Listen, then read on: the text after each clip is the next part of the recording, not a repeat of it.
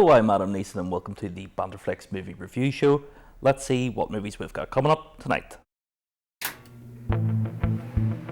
We'll be reviewing Speak No Evil, which is out in cinemas now.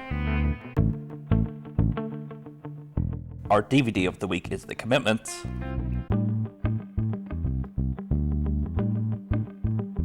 And our pick of the streams is Field of Dreams, which is available to watch on Now TV.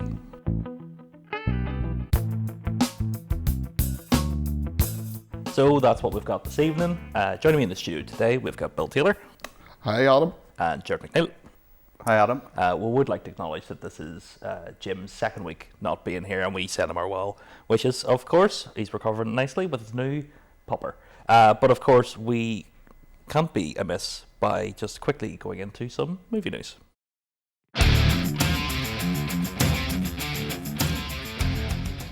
They used to tell us stories about this place.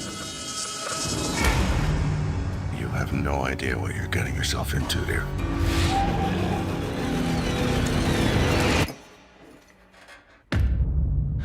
Danny, where are you? Answer me. This is not a disease you can catch. Let me in.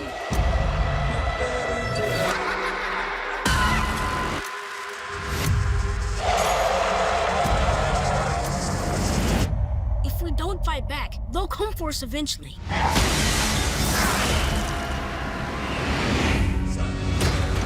Things have gone bad in the lot now.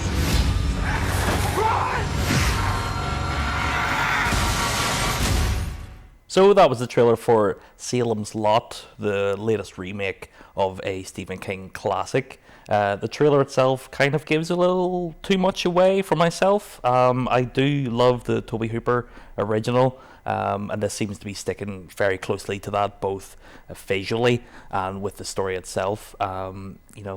You've got Bill Pullman's kid in it. He looks pretty good. I enjoyed him in Top Gun Maverick. We'll go to you first, Gerard. What did you think of the Salem's Lot trailer? I never seen the original. I didn't like the sort of artistic style that that's supposedly going with the original. So I don't think it's for me. I was never really one for vampires anyway, and I'm not really one for sort of horror genres or sort of lightly seasoned horror. So I don't think it's for me. Mm-hmm. But we'll see. Maybe I'll give it a watch. Maybe I'll have to review it. Well, we'll definitely have you on for that. We love having people on that don't love horror, talking about horror. I am excited for this as it is directed by Gary Duberman, who wrote the It movies, I'm a fan, and of course the Annabelle movies, which are fun, if not a bit too repetitive for my liking. But Bill, you said beforehand that you're a fan of the Annabelle movies. I love that sort of stuff. I love the Conjuring world and Annabelle and I love them. Salem's Lot, I don't really remember it the first time round, to be honest. Maybe I was too young. I wasn't allowed to watch it. But watch the trailer, and I have to admit I'll be watching that on the big screen. Yes. Now, it's funny you say watching it on the big screen, because famously this is a movie that was shelved for a while by Warner Brothers, and in America it's just going to be on their Max streaming service. So in the UK we will get it theatrically, which is really good. But speaking of theatrical Stephen King remakes, we next year or the year after will have the Running Man remake, which we're both, or all three of us, sort of mixed opinions on. But Gerard, you were very excited when I told you this news, as Edgar Wright happens to be the director. Yeah, I didn't realize this. Massive fan of Edgar Wright. Absolutely love the Cornetto trilogy. Spaced, and his recent works with Last Night in Soho. But yeah, I was completely blindsided by the news that he was doing the Running Man remake or reboot or soft reboot, whatever you want to call it, because apparently it's going to be a lot more faithful to the novel. So very interested in that. Very interested. Bill, thoughts on the Running Man remake? I honestly didn't know that they were going to remake such a classic and iconic film. Who loves you and who do you love? I grew up with Arnie, so I'm a bit miffed that they're making it. But Edgar Wright's in the the boss shoes, so I do like the Cornetto trilogy, and I do like Spaced, so I think it's in good hands. And I will watch it. I like your man, Glenn Powell. I think he's very watchable. So, yeah, I'll watch it. Glenn Powell's definitely, they've positioned him as the star of the future, and let's just hope that his run continues of good movies when The Running Man finally comes out. But that's for the future. Let's speak about the present, and we shall now look at the movie we all seen this week of James McAvoy in Speak No Evil.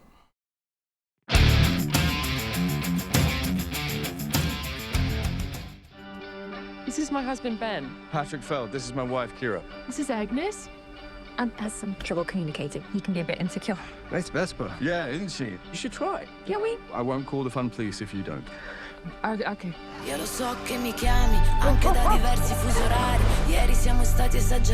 Back before I quit my practice. You're a lawyer. Doctor, listen, you have to come and visit. Yeah, that'd be great. Yeah? Yeah. Done. It's so quiet around here. Do you even have any neighbors? Hey, you made it! Welcome. Ta-da! You are VIP guests. Just to remind you, I'm a vegetarian. Our gift to you. That is so... I'm... Louise, doctor's orders. Very good. So that was a clip of Speak No Evil, the latest Blumhouse effort out at the cinemas. We all seen it this week. I feel, talking beforehand, that we all might be a bit mixed on it. But we'll go to you first, Bill. What did you think of Speak No Evil? Okay, I liked it, I watched it, and I liked it, I enjoyed it. I just felt there was a couple of moments in it where it's maybe not, it's like, this is not reality, this wouldn't happen.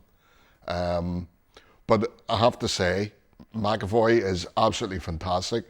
One of the things I really appreciated about the film is the uneasiness it builds. You don't really catch on immediately what is going on, or even his behaviour, and it just escalates in bits and bits and bits. And there's certain things that maybe get said or they're maybe out of place, but you excuse it because of maybe he's been nice. It's such a good manipulative performance, and I thought the wee fella was brilliant as well. I thought the wee fella played quite a blinder. But yeah, there's a couple of bits, I don't want to spoil it for people, but there are just a couple of bits where I think it maybe bashes the viewer over the head a wee bit with feminism, and just little bits that sort of irked me a bit. Yeah, I can understand. When I was watching in the cinema, I was watching with my partner, and she was kind of, anytime the family got into a situation, it was like, just leave. Can somebody just say something, just leave? Because they were just kind of taking it.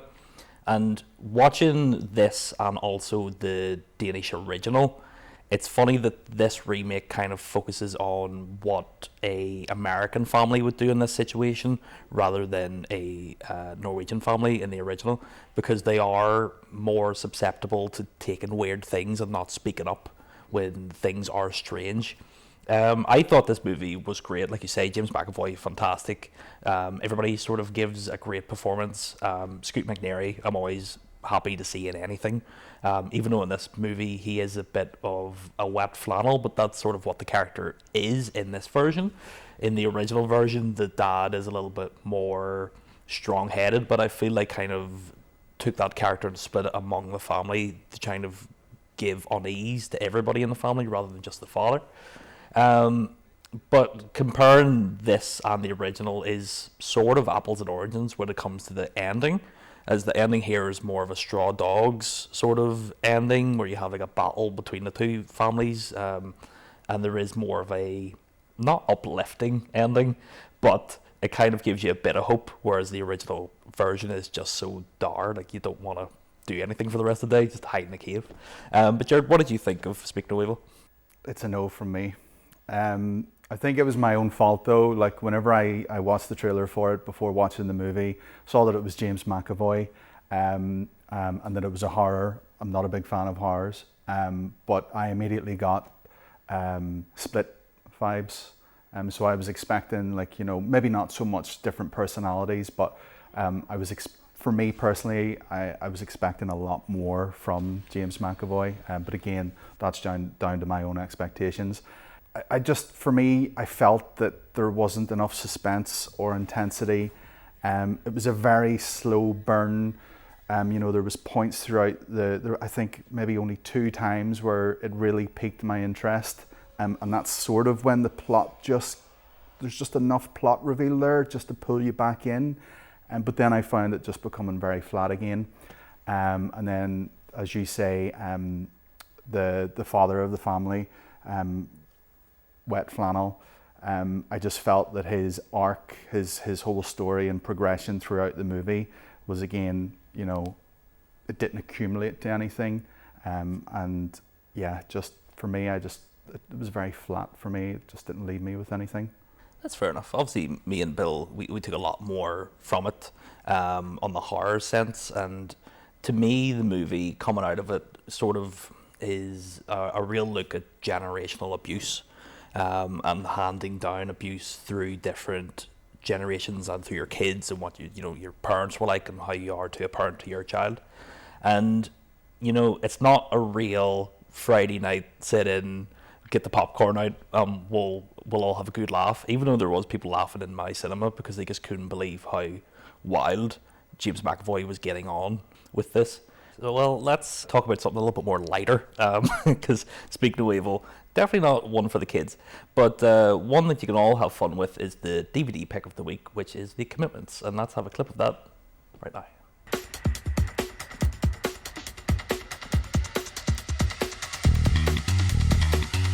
Hey, what's this? What's what? Have you got soul? If so, the world's hardest working band is looking for you. Contact Jay Rabbit. I'm putting a band together. Do you need a singer? Wise men say... Well, what kind of music are we going to be playing, Jimmy? Soul. Soul? That's what you got to measure up to, lads.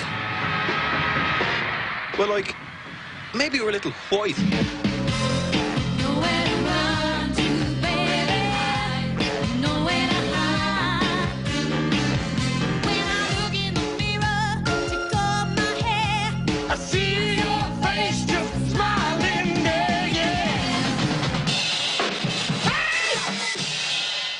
See if you could play before I pay for them. So that's a clip of The Commitments, the 1991 Alan Parker classic. Me and Gerard were talking, we had never seen this movie before. We had to review it today, and it's always been one that's been on my list to watch because it is Irish, and you know, I know there's been a lot of you know, over the years there's been like stage shows, there's been rumours of sequels and stuff. So it is always one that I wanted to seek out. A lot of fun, loved the music. You know, I love a bit of soul, I love a bit of blues. There's definitely influence on this movie after of other musical movies from both Ireland and the UK, but we'll get to that in a bit. But Bill, we'll come to you as the expert on The Commitments. What is your thoughts? I absolutely love this film. I think it's definitely in my, as we were talking before, it's in my top 50. It is just so funny, and there's so many great quotable one-liners. It's typical Roddy Doyle. I mean, there's no messing about. There's a lot of great lines, and it's always the one with when Jimmy's standing at the lift and the wee fella's out with the horse. He says, "You're bringing a horse in the lift." And he says, "I have to use the lift. The stairs will kill him." That's just, you know, that's my humour down to a T. The thing I love about this film, and I can't remember how old it is, so it must be what, 30 odd years old, 32 years old? That's amazing. The thing I really love about this film is it's a great underdog film, because everybody's an underdog in it. It is so working class. And it's great that it opens up and it hits the ground running. Jimmy has aspirations of managing a band, and we just go from there. And the characters, just all the different interactions between the characters. I love Billy on the drums, the first drummer. What's your influences? And he just straight out says it's Animal from the Muppets. And I love Joey the Lips Fagan. Just, you don't know whether he's telling the truth or whether he's bending the, you know, and you don't find out. Guys, if you haven't watched it, watch it. It's such a great film. The music in it is something else. I mean, they had like a top-selling album out of that, and it's clear to see why. I mean, your man Andrew Strong, he's the lead guy, Deco. I think he was 16 at that point. And I can remember back, I don't know if you guys remember, but he did a Coke ad straight after of the success of The Commitments where he's singing in it. Mm-hmm. You can probably find it on YouTube. But it's such a voice for a 16-year-old. Oh, he's so good, and watching them all perform, you know, there's a real knack to capturing live music on film that sometimes can be hard to achieve. And like I said, this movie has such a long influence on things that followed it. Like, you can't watch this movie and not think about the Full Monty. You know what I mean? It's the working classness. Even this year we have from Belfast the Kneecap movie, which is definitely, you know, working class. It definitely takes beats from The Commitments. You know, he owes money to certain people. The same thing happens in Kneecap. But it is a movie that is really fun, and towards the end, not to spoil it or anything, it sort of doesn't end on this cathartic moment of they did something amazing and they've went off to Hollywood and made it so big. It just kind of ends the way it would when you just had like a band with your mates. And that sort of, you know, has reflected in the reality of The Commitments, where they've talked about a sequel for so long that it seems almost stupid that they would even do one, because it kind of leaves it on a note that, like, yeah, they had their fun and then that was it. Gerard, coming to you, what did you think of The Commitments? It is a difficult one for me. I feel like it really didn't leave an impression on me. Like, but at the same time, you know, it is a feel-good movie. The music's great. You know, I agree with what you said as well. You know, it's set in home, and you can get along with all the characters, and they really gel with each other, and they have the banter and the patter with each other, and you really understand it and get it. But again, for me, it just didn't really leave an impression. I didn't come away feeling like, yeah, that was fantastic. I can't wait to sit down and rewatch that at some point. It didn't really leave an impression on me, unfortunately. Bill, have you ever seen The Commitments live? No, I haven't. Would you like to join my tribute band of The Commitments? Yes, absolutely. I think you'd be an excellent lead singer. Oh, I don't know about that. My influences are Animal from the Muppets, so that's where I'll be. So obviously we enjoyed The Commitments, but let's move on to this week's Pick of the Streams.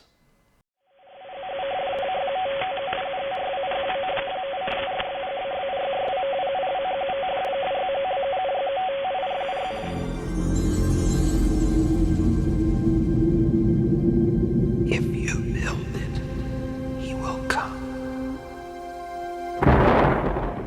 If you build it, he will come.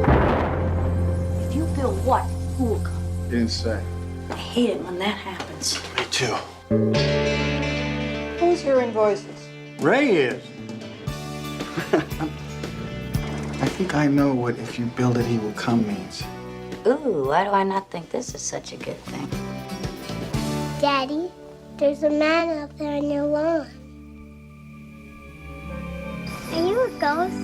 What do you think? You look real to me.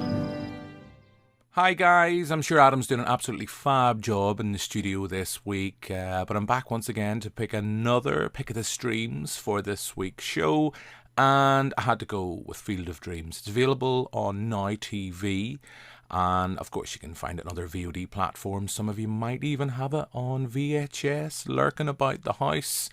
And following the news of James Earl Jones passing last week, I thought we'd pick this film because it's a movie I love. Genuinely, I love this film. And it holds a special place in my heart, particularly after my father passed away a few years ago. This is a movie that unashamedly wears its heart on its sleeve. We have Kevin Costner, a farmer who becomes obsessed with building a baseball field on his property, and as that begins, people doubt him. That famous line, "If you build it, they will come." James Earl Jones has that great speech in the film, and it's a movie I know some people find it a little bit sugary sweet, but for me, Field of Dreams is the movie that after you watch it, many people will want to pick up the phone and talk to their dad, maybe talk to their mum, and some of us, like me, will just wish that we had the chance to have one last chat with our father. I love this film, so it's going to be interesting to see what everyone in the studio thinks of the movie. This field, this game, it's a part of our past, Ray. It reminds us of all that once was good. Hey, is this heaven? No. It's Iowa. Kevin Costner, Amy Madigan, James Earl Jones, Ray Liotta, Burt Lancaster.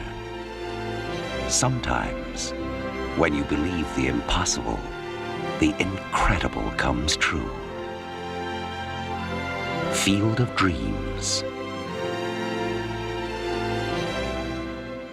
Field of Dreams. Obviously, we're talking about this week, and the guys talked about it last week, the passing of James Earl Jones. Before we get into the movie, Bill, I know you're a big Star Wars guy. What's your thoughts on the passing of James Earl Jones?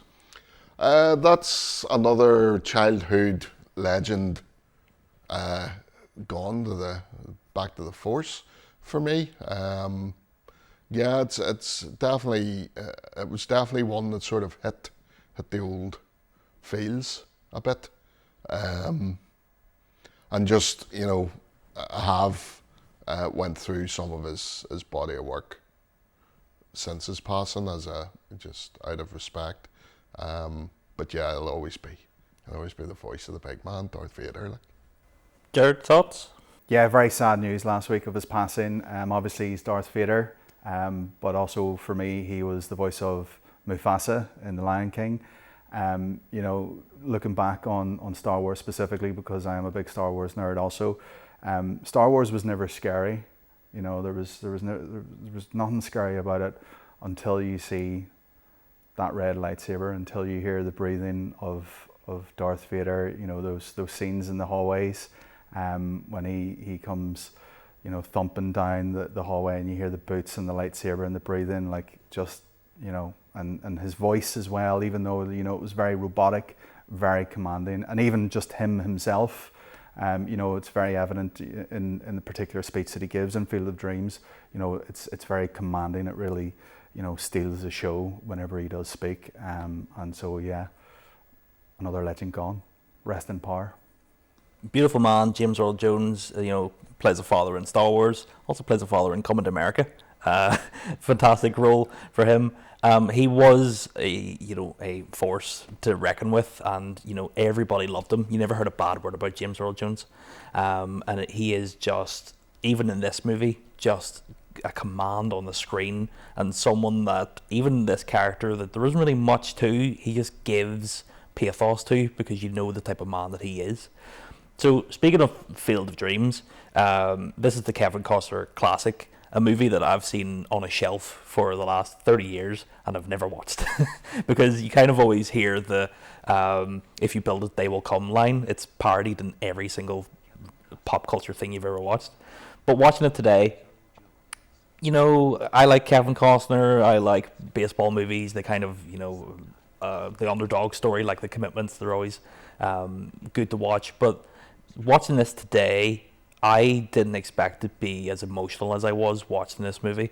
Not because just of the passing of James Earl Jones, but like towards the end, I don't want to spoil it, but towards the end when they're all kind of walking into the field and Burt Lancaster's walking in and Ray Liotta's walking in and then James Earl Jones is walking in, I got overcome with emotion of just how beautiful the movie was. And then for the final act to be this story about fathers and sons and your father's age and what are you going to do with your life, it was just beautiful. A lot of funny stuff in it. The movie has its own Walter Peck coming around. I enjoyed that guy. But Bill, what did you think of Field of Dreams? Right, I'd never seen it before, right? So, but I know what the ending is. So immediately I knew what I was getting into. But like you, I wasn't expecting it to be as emotional. Now, I know what the ending is, But for me, it was also a journey of, especially Burt Lancaster's character, it was a journey of what if? If he batted, then his life would have went one way instead of another. But it just goes to show the tiniest drop can make the biggest ripple and that sort of thing. But the thing that struck right from the start of the film, I was like, but there's nobody, it again hits the ground running of like, this guy hears voices, and immediately he tells his wife and he tells his child, and it's like, don't worry about it. And then he sees a ghost, and the whole family see a ghost, and nobody has like an existential issue with this. It's like, oh, that's a ghost, no problem. Personally, I would have been calling the lads, but from there, obviously you're going on a journey with this guy, so it's not really beset in reality. But yeah, I have to admit, I was pleasantly surprised at the film, and I thought James Earl Jones was fantastic. Frank Wally as well. Soft spot for Frank Wally. He crops up in those sort of 90s and 2000s films. Yeah, I loved it. I thought it was a really good, feel-good film. Kevin Costner, he plays it so straight, and they all play it so straight that it never comes off as cheesy, never comes off as, when a camera cuts, they're all going, what is this? They're all taking it very, very serious. But Gerard, what did you think of Field of Dreams?